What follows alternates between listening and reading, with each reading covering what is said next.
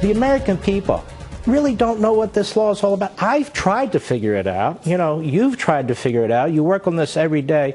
And it's clear the president, too. And so what do? They change the law on the run, which is utterly unconstitutional.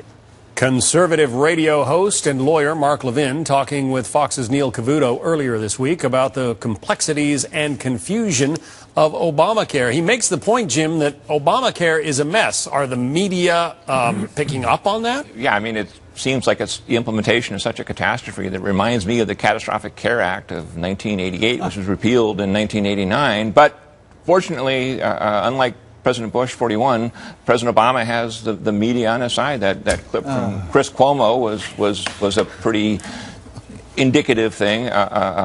Paul Bremer at Newsbusters documented a lot more of this. He's got a bodyguard around him. Alan, you're I've got about 4 months of stuff built up since I've been on the show for a while. Look, the Washington Post, Sarah Cliff, for months have been following Obamacare, which, by the way, Obama does care, which finally the White House has embraced what was a derogatory term.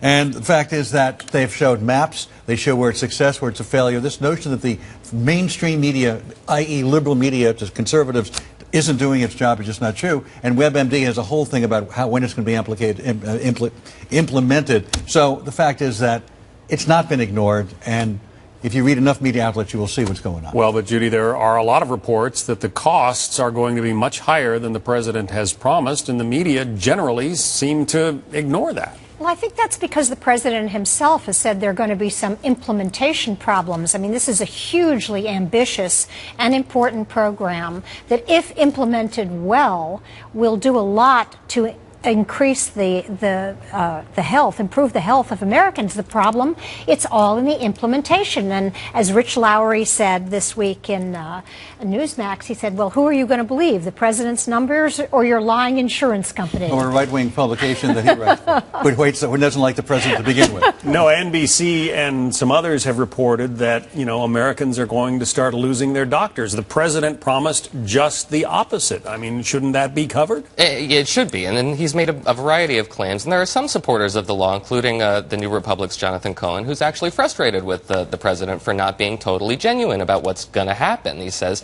you know, that there's not going to be an increase in premiums necessarily, and Cohen says there is. Of course there's going to be an increase in premiums, and that's a good thing, and he should be honest about that. You know what's not being covered is New York State, where there's going to be a 53% reduction in premiums, California reduction, Maryland reduction. Where's the media talking about those states that have implemented exchanges are actually reducing? But most of them, where the exchanges have gone, it's the red state governors that refuse to participate on Obamacare that are costing their citizens more money. In other words, it's the Republicans' fault. There you have it. Well, that's what's happening. Red states that are not implementing the exchanges are having higher premiums. That's a fact. It's not an opinion. Rick, the president delayed another element of Obamacare this week, the out-of-pocket expense. You know, there was going to be a cap on it instituted. The president said, oh, we'll hold off on that. Did that get the coverage that it should?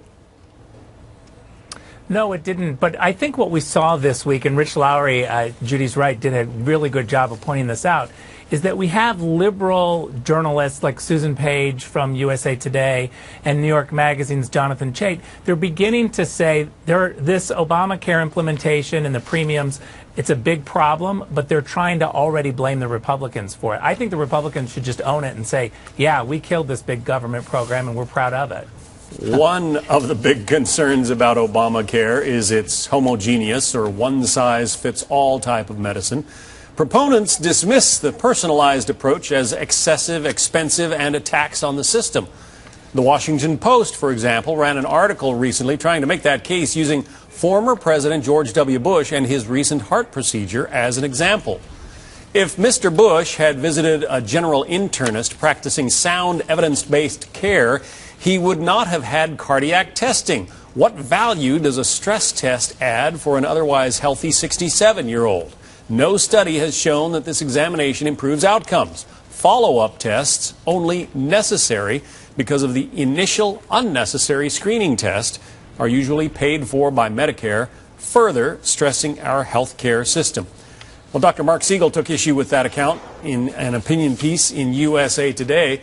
He's commending the efforts of the former president's doctors. So, Dr. Siegel, a member of our Fox News Medical A team and a professor of medicine at New York University's Langone Medical Center, joins us in Newswatch this week. You didn't think much of that article in the Washington Post. That article, John, was deeply disturbing because physicians should not be speculating wildly about facts they don't have, let alone media experts. Doctors doing that, oncologists saying he should have a colonoscopy, not a stress test. Look, number one, and I got straight information from the Bush camp on what actually went on here in order to counter this. Number one, he was having some symptoms, and 1/3 of all heart attacks occur in people with atypical symptoms, like he was having.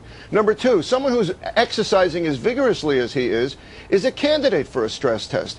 He also had been a former smoker. That's another cardiac risk factor. His diet in the White House wasn't the best. There's a pastry chef there. You know, he really had some questions that led to the need for this stress test. The stress test showed abnormalities. They then went ahead and did a CAT scan, which proved that there was a blockage. And John, the kind of blockage he had was life-threatening. And all cardiologists would agree, if they knew the position of where this was and how severe it was, that either a stent or surgery was in order for President Bush. But you know something? You needed to know the facts to know that. Yeah, the doctors who wrote that piece in the Washington Post also claimed that the media coverage of interventions like Mr. Bush's also leads patients to pressure their own doctors for unwarranted and excessive care. Do you think it does?